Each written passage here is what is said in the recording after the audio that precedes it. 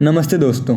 आप लोग बंदर के बारे में तो जानते ही होंगे। वह एक जीव होता है, बंदर, जो कभी भी एक जगह पर नहीं रहता, यहाँ से वहाँ कूदता ही रहता है। तो आज हम इसी के बारे में बात करने वाले हैं। आज का हमारा टॉपिक है बंदर होता है मन। अब बंदर तो हम जानते हैं, लेकिन हमारा मन बंदर कैसे होता है, मैं आपको समझाता हूँ। गीता में अर्जुन ने कृष्ण के सामने मन को जिद्दी घोड़ा कहा है। जिद्दी घोड़ा यानी कि एक ऐसा बिगड़ेल घोड़ा जिसे लगाम से कंट्रोल नहीं किया जा सकता।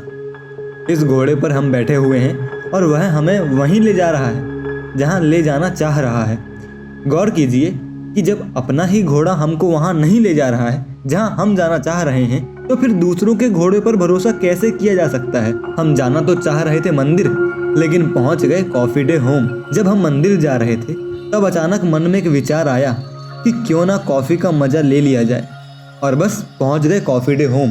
मैंने यहाँ मन को जानबूझकर बंदर कहा है। ऐसा इसलिए नहीं क्योंकि मैं मन को जिद्दी घोड़ा नहीं मानता, बल्कि इसलिए क्योंकि मुझे लगता है कि आप जिस उम्र में हैं उस उम्र में आपका यह मन बंदर ही है।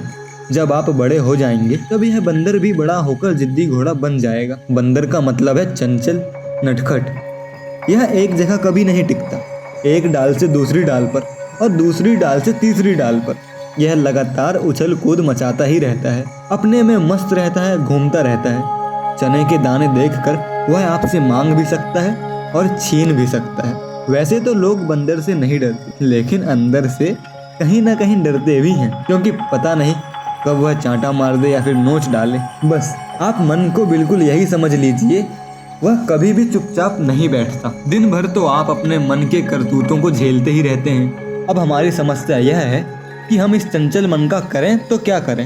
यह तो ठीक वैसा ही प्रश्न है कि हम इस नटखट बंदर का क्या करें। उत्तर बिल्कुल साफ है दोस्तों।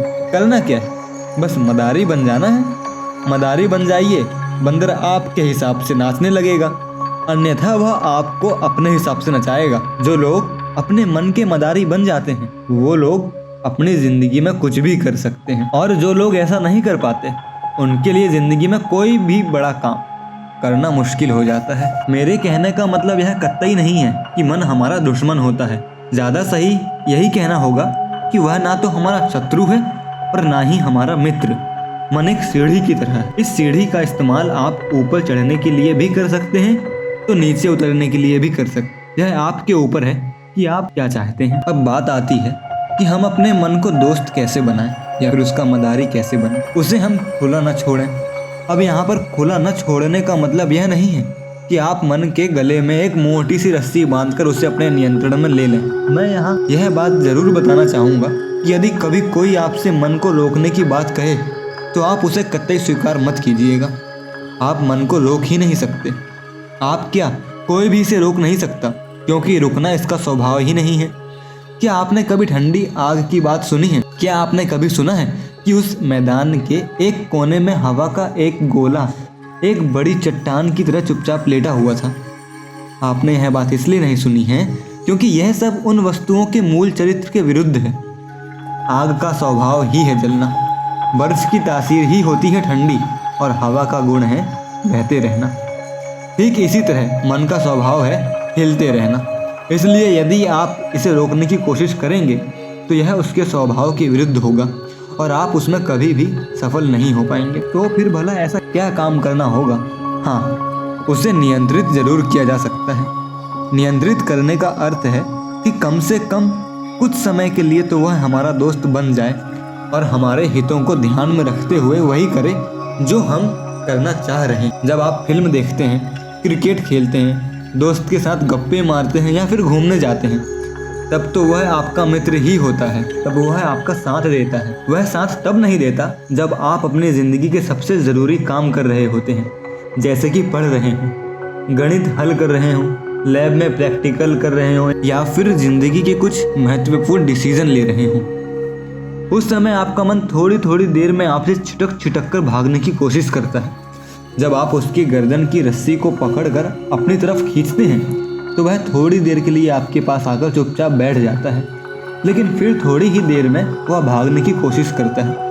अंततः वह भाग ही जाता है। फिर आपको लगता है कि अरे, मेरा मन तो मेरे पास है ही नहीं। तब आप हड़बड़ाकर फिर उसकी रस्सी को एक झटका देते हैं और वह फिर से आकर आपके पास बैठ जाता है। इस प्रकार कई बार करने के बाद आप अपने इस ज़रूरी काम को मुश्किल से पूरा कर पाते हैं। तो यहाँ ज़रूरी बात यह जानना है कि आपको अपने मन के साथ दोस्ती करनी है, ना कि ज़बरदस्ती। यदि आप उसके साथ हिटलर जैसा व्यवहार करेंगे, तानाशाह बनना चाहेंगे, तो वह और अधिक जिद्दी बनकर आपको परेशान करने लगेगा। इसलिए बेहतर होगा कि आप उसे बहला फुसलाकर अपना दोस्त बना लें। यह तो पक्का जानिए कि आप चाहें या ना चाहें, लेकिन रहना तो आपको अपने इस मन के साथ ही है। इसलिए बेहतर नीति यही होगी कि पानी में रहकर क्यों बेकार में मगरमच्छ से बैर मोल लिया जाए। तो आशा करता हूँ कि आपको आज का टॉपिक समझ आया होगा। आपको समझ आया होगा कि बंदर रूपी मन को हम कैसे अपने कंट्रोल में रख सकते हैं। और मैं उम्मीद करता हूँ कि अब से आप यही करेंगे, अपने मन के साथ ज़बरदस्ती नहीं, दोस्ती करेंगे। अगर आपको वीडियो अच्छा लगा हो तो प्लीज़ लाइक और सब्सक्राइब करें। अभी के लिए बाय। अब मिलते हैं अगले वीडियो में।